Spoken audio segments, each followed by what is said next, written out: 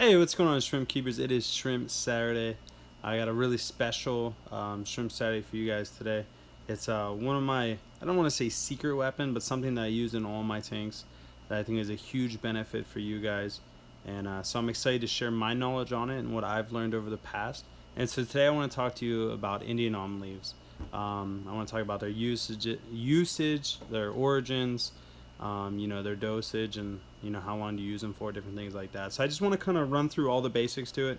I'm going to start today on the cherry shrimp tank, and this is a 75-gallon tank, and I think this is a good example for you guys to really see how these work, because these guys, they're going crazy over this right now. So let me show you real quick. So as you can see, here's an Indian almond leaf. This is a rather large one, and they're just all over it, the cherry shrimp. This has probably been in here for, I want to say, a week maybe, something like that.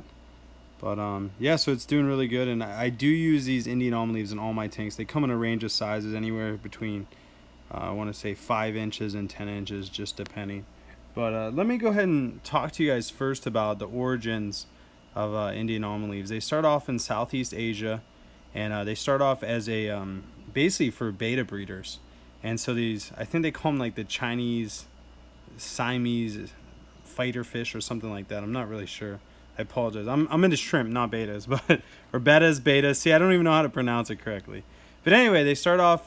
Breeders started using them just to condition the bettas to breed and different things like that. And then after they would be done fighting, they would actually use them as hospital tanks too, and just load them up with Indian almond leaves. And so that's kind of where it all originated, and that's where a lot of the research, are more or less like where people really thought, hey, these are making a big difference. We're gonna start using them. And so, what are Indian almond leaves used for? They're used for a multitude of things, and a lot of which are debated on whether they're accurate or true, or different things like that. And so, the first thing that I like to point out that they're used for is, first of all, Indian almond leaves, they're going to break down in the aquarium and they're going to release tannins. And they're also going to release a lot of trace elements and different minerals and compounds into the water. And so my best example for that is most shrimp come from slow-moving rivers that go through forests. And over time in forests, obviously leaves are going to fall. And since it's slow-moving water, the leaves are going to concentrate on the bottom. The shrimp are going to hide in those leaves, and the leaves are going to break down. Here, let me get some more of the tank. So they're going to break down. They're going to release the minerals and all these different things in the water. Here in the hobby, what we do is we have this pristine aquarium that is absolutely beautiful. It's filtered water. Needless to say, it's a lot better water than what we have in nature. And so these leaves break down in the aquarium. They kind of discolor the water. That's where you get the tannins from, and they release those bacteria, or not bacteria, but they release trace elements and different things into the water column, which is extremely beneficial to shrimp. And a lot of people say, well, hey, my shrimp are doing fine, they're living, and that's cool. But here's the thing: is like I can live off Twinkies if I wanted to, right? Like I could eat Twinkies every single day and live, but I'm not going to live fully. I'm not going to live right. I'm not going to be the healthiest person in the world. I'll probably live a short life. And the same thing with shrimp. They can live easily in non-ideal conditions, but they're not going to thrive. And so for me, Indian almond leaves is a way to increase the health of the shrimp. And so it's going to release those trace elements again, those minerals and the compounds into the water that are going to simulate a natural environment for shrimp, which is going to give them the opportunity to truly thrive. And so that is one of the main reasons that I use Indian almond leaves for. And I'm going to get into a lot more reasons. But let me go ahead and show you guys a different tank. Sorry, I can't talk, obviously. But I don't want you guys to get bored of this same tank. So let me go ahead and move to the next tank. Alright guys, I'm back. Sorry. The one thing I forgot is I am doing a special on Indian almond leaves. I'm going to do for every 10 that you guys get, you get 3 free, 3 or 4, just depending on the size. And again, you don't have to, but I did want you guys to know that I am offering that special. And so let's go ahead and get into the next tank. Alright, so right now you're looking at my Michelin tank, and as you can see, there's a leaf there and there's a newer one there. So once they start decaying, you get in, you add another one. But I'll get to that later. So The next main reason that people use Indian almond leaves, they actually call it the poor man's water conditioner. And the reason they call it that is because it will lower the pH. So if you're looking to breed Taiwan bees and you don't want to do the expensive substrate, or if you're looking to breed crystals and don't want to do like fluval shrimp stratum or ADA or something like that, you can add these leaves to the aquarium, and depending on what your KH is, which is carbonate hardness, it will decrease your pH to a point where you can breed them. And so I don't use them for that. I never recommend to use them for that just because it's so ineffective, but it is an option for you.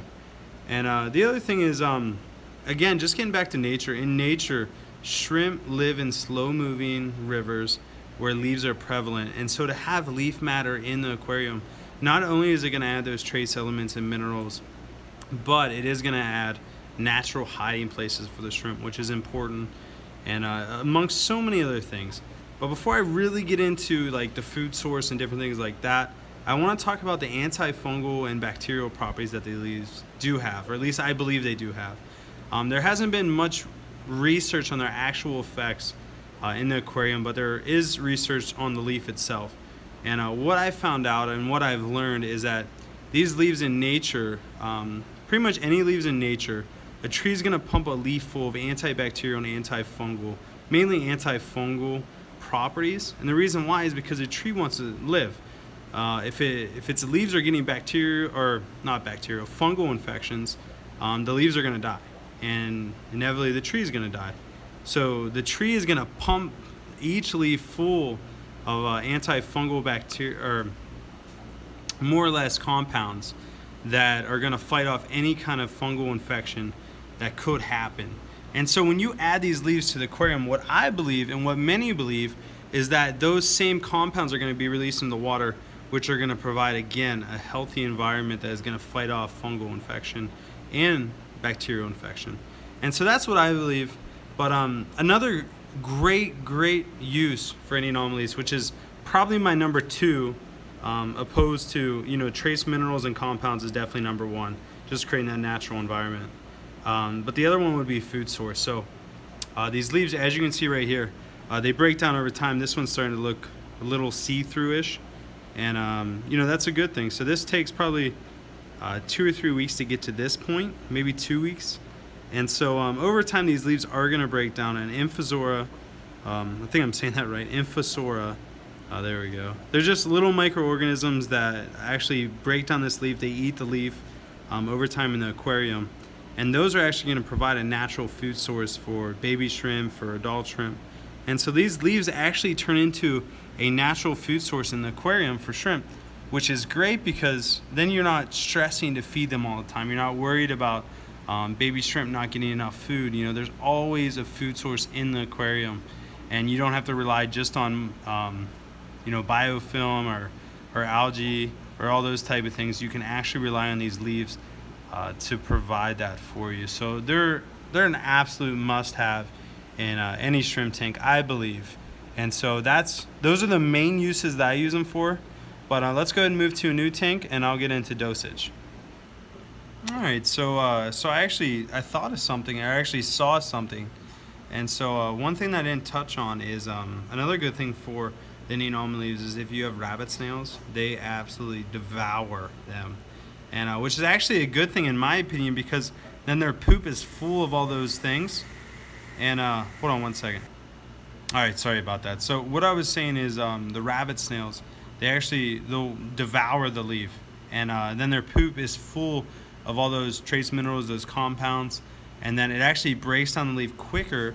And then what I believe is then their poop is full of all those things, and the shrimp are going to eat their poop because shrimp are scavengers. They're always going to be digging through things, and so it's just a great symbiotic relationship, and so it definitely works for your rabbit snails if you're curious.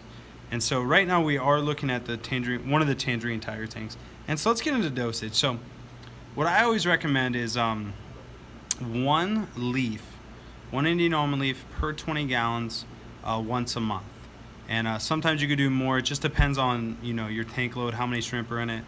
And what I do for the bigger tanks, so this is a 40 gallon, I actually do 2 Indian almond leaves a month, one every 2 weeks roughly. And that works really good for me. I know a lot of breeders that breed fish, they'll do like 2 per 10 gallons, which is a little crazy. The reason you don't do that for shrimp, you could definitely do that for fish, no problem. The reason you don't do it for shrimp is because you're going to spike the nitrates, which is not a good thing for shrimp. It definitely is toxic to them. So even though you're releasing a lot of good things in the water, you're also releasing a lot of nitrates. So I don't recommend that. If you just do 1 leaf per 20 gallons per month, you're not really going to run the risk of spiky nitrates. And so another good rule of thumb is once you start seeing a leaf, like you see this leaf, it looks a little broken down. This is the point where I would add a new leaf, because it usually takes a week to 2 weeks for the leaf to really get broken down and then start to consume the leaf. And so you want to continuously keep a leaf looking like this in the aquarium. So within 2 weeks, this one's going to be completely gone, and then the new leaf will be broken down to this stage at that point, and then you're going to have a continuous cycle. So there's a lot of stuff you can work with and really get a good dosage set up, but it is truly dependent on your tank and how many shrimp are in it. But like I said, a good rule of thumb is 1 leaf per 20 gallons per month, and that's based on a leaf, the average size being 6 to 8 inches. And so the next thing that I want to talk about is how long do they last, which I pretty much just touched on. That is they usually last roughly a month. I would say it takes 2 weeks for them to fully break down, and then from there it takes 2 weeks for them to be fully consumed. And so that's just a good rough estimate. That's what I've seen. That's what works for me usually, is like I said, changing them out every month, so on and so forth. And I let them completely break down before I change them out, and then there'll actually be just a little stem in there. You can leave it in, I leave it in, but or you can take it out if it bothers you. So there's a lot of different strategies for this. If you're just looking for the trace minerals and all that kind of stuff, and you don't like the leaf look in the aquarium, what I've seen some people do is they actually boil the leaf and get all the tannins out of it, get all that trace minerals and everything out of it, and then use that concentrated mix and just add some to the tank every couple weeks, every week, every 2 weeks, something like that. So there's a lot of different methods for it. This is just what I found that works the best. And so honestly, Indian Almond Leaves are a must. I believe in the shrimp industry, the shrimp hobby. Shrimp industry, I always do that. But of the shrimp hobby, just because they provide so many good things to the tank. And some people could argue it, like, say, hey, you don't need them. But the truth is, if they're usually like 50 cents a piece. I think we sell them for 54 cents or something like that. And then we usually do some big ones and some small ones in a good mix. But if you can use them, it doesn't hurt anything. It could only help. And when I have that kind of go between, like, will it hurt anything? No. Will it help things? I don't know, but it really could. And so I always try to go on it'll help. And so Indian Almond Leaves are a cheap alternative, a good thing for aquariums. So I highly recommend them. But thank you guys so much for watching. I hope you enjoyed this video. I'm not gonna lie, me and the wife went out for a little date night tonight. I did have a nice big glass of wine, so my words might be a little slurred, but I'm not tipsy. I'm relaxed, having a good time. And so there's no better place to be right now than in the shrimp room, just enjoying it and bringing you guys a video. So thank you guys so much for all the love. I can't tell you guys thank you enough. You guys always go above and beyond any expectations I ever had. And yesterday, hey, real quick, and I'll let you guys get going. I uploaded a Shrimp Saturday. No, not a Shrimp Saturday. Today's Shrimp Saturday. I'm losing it. I uploaded a Fish Room Friday video of Jeremy Bosch's Fish Room. And this guy is extremely knowledgeable. Does an awesome job in this hobby. Breeds a ton of stuff. And that video was awesome. So I highly recommend you guys checking that out. I'll do a link down below. And that's it. I hope you guys are having a great weekend. Be safe out there tonight. Enjoy it, though. Life's all about enjoying it, and I'm definitely enjoying life right now. So thank you guys for all the love. I'm always having fun. That's my new slogan. Always. It's a lot of fun. But you guys make it a great week, and I will talk with you guys soon. Later.